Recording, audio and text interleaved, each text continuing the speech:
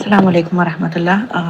कैसे हैं आप? ठीक मैं है, ठीक हूँ खैरियत से हैं? अल्हम्दुलिल्लाह। अच्छा, आप मेरा एक बताइए ये आप सवाल कैसी था हैं? इस वीडियो को हवाले से।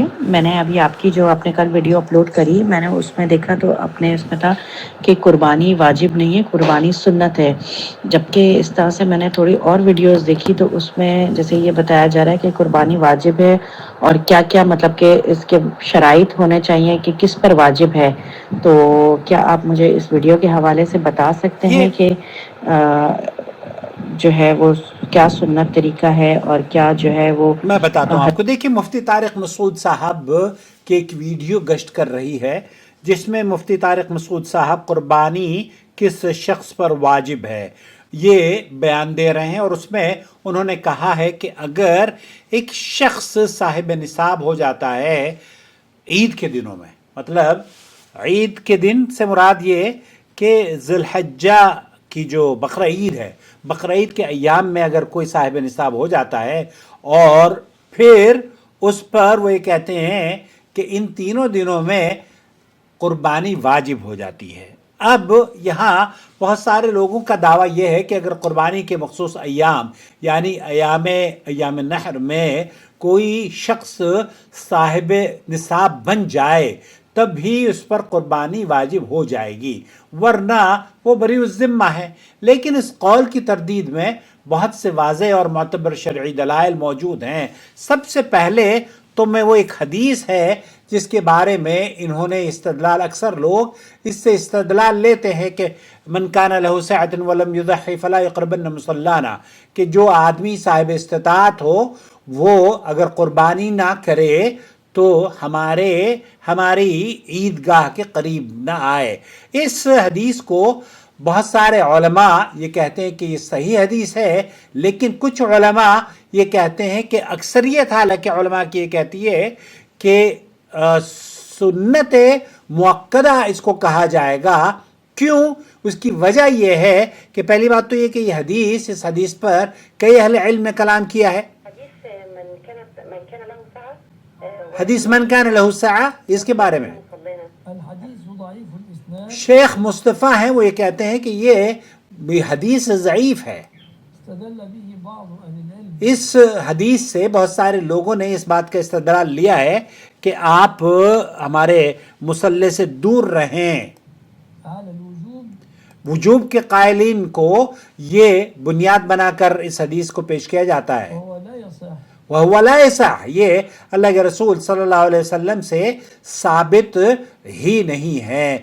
तो यहाँ जो बात आपकी समझ में आनी चाहिए वो ये कि अगर कोई शख्स कुर्बानी का असल मायार देखिए इस्तिताअत है, यानी माली वसअत और काबिलियत, ना कि सिर्फ ख़ास दिनों में निसाब का होना, ये भी बहुत सारे लोगों का मौक़िफ़ है। हालांकि शरई तालीमात में ये बात वाज़े है कि जो शख्स इस्तिताअत भी रखता हो और वो अगर कुर्बानी ना करे तब भी उस पर कोई गुनाह नहीं है, क्योंकि ये वाजिब नहीं है। यहाँ जो हमारे भाइयों ने, देखिए शेख अब्दुल अज़ीज़ बिन बाज़ का और जो सऊदी अरब के उलमा हैं, यहाँ की जो फतवा कमेटी है, उनका मौक़िफ़ यही है कि ये जो कुर्बानी है, जानवर ज़बह करना बकर ईद के अय्याम यौम नहर, इन दिनों में जानवर ज़बह करना ये नबी करीम सल्लल्लाहु अलैहि वसल्लम की सुन्नत मुअक्कदा है। आप अलैहिस्सलातु वस्सलाम ने हमेशा की है,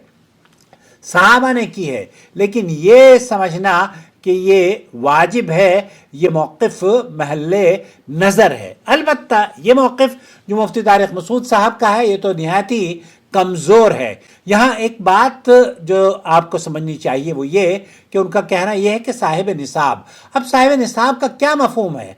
क्या सिर्फ इतना काफ़ी है कि कोई शख्स ईद से चंद दिन पहले या अय्याम कुर्बानी में निसाब की हद तक माल रख ले? क्या इस सूरत में उस पर ज़कात भी वाजिब होगी क्योंकि आप साहिब निसाब आप उसको कर रहे हैं? जवाब यह है कि नहीं। ज़कात के लिए शर्त यह है कि निसाब पर पूरा कमरी साल गुजर जाए। इमाम नववी रहमतुल्लाह अलैह और दीगर अहले इल्म का यही मौक़िफ़ है कि ज़कात वाजिब होने के लिए निसाब का पूरा साल गुजरना, उस माल पर पूरा साल गुजरना। अगर कोई शख्स सिर्फ चंद दिन के लिए निसाब पर पहुँचे تو یہ اس پر زکوٰۃ بھی تو واجب نہیں ہوتی.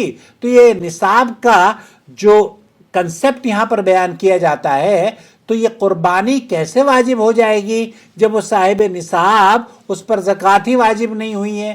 زکوٰۃ واجب ہونے کے لیے محترم اس پر پورا سال گزرنا چاہیے، تبھی تو وہ صاحب نصاب اور وہ اس کے اوپر زکوٰۃ ادا کرے گا.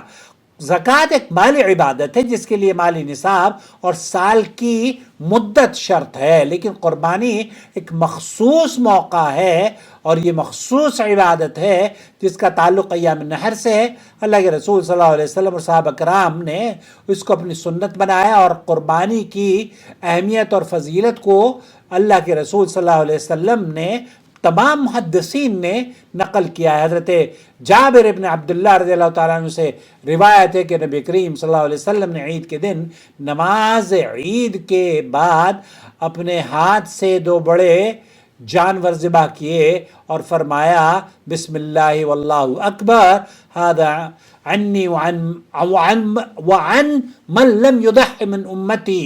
آپ علیہ السلام نے جو شیخ مصطفیٰ نے بھی بیان کیا ہے یہ فرمایا کہ یہ میری طرف سے قربانی ہے اور میری امت کے ان لوگوں کی طرف سے ہے جو قربانی نہیں کرتے. اسے ابو داؤد نے روایت کیا ہے. تو یہاں اللہ کے رسول صلی اللہ علیہ وسلم یہ فرما رہے ہیں اور یہ صحیح حدیث ہے کہ ان لوگوں کی طرف سے بھی قربانی جو کہ یعنی کہ جو زندہ ہیں اور وہ قربانی نہیں کر رہے ہیں. تو اگر قربانی واجب ہوتی تو رسول اکرم صلی اللہ علیہ وسلم دوسروں کی طرف سے قربانی نہ کرتے. یہ بیان واضح دلیل ہے اس بات کی کہ قربانی واجب نہیں بلکہ سنت مؤکدہ ہے. اور یہ جو حدیث ہے جس کے بارے میں اکثر اہل علم یہ کہتے ہیں کہ جناب اس حدیث کو بنا کر جو قائلین ہیں اس بات کے کہ واجب ہے قربانی کرنا ان ایام میں کیونکہ وہ صاحب نصاب ہو گیا ہے، تو صاحب نصاب سے زکوٰۃ سے نصاب سے مال سے اس کا کوئی تعلق نہیں ہے. اس کا مطلب یہ ہوا کہ جو شخص وسعت رکھتا ہو وہ جو حدیث بیان کی جاتی ہے قربانی نہ کرے تو ہماری نماز کے قریب نہ آئے. اس حدیث کو بہت سے علماء نے ضعیف بلکہ اکثر علماء نے اس کو ضعیف قرار دیا ہے، لیکن امام احمد بن حنبل ابن جوزی وغیرہ اسے منکر نقل کرتے ہیں اور اس حدیث کی سند اور مفہوم پر اختلاف کرتے ہیں اور اسے حجت نہیں بنایا جا سکتا. اہل حدیث کے بزرگ علماء جیسے امام شافعی، امام مالک، امام احمد بن حنبل، شیخ عثیمین کے نزدیک قربانی، شیخ عبدالعزیز بن باز ہیں ان کے نزدیک قربانی سنت مؤکدہ ہے، واجب نہیں ہے. سعودی عرب کی فتویٰ کمیٹی بھی یہی فتویٰ دیتی ہے کہ یہ واجب نہیں ہے، سنت ہے، مسنون عمل ہے.